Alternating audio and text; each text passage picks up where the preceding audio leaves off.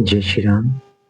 साथियों, यदि आप अपने घर में खुद ही कलेश करते हैं, तो बाहर के दुश्मनों की तो आपको वैसे भी ज़रूरत नहीं है।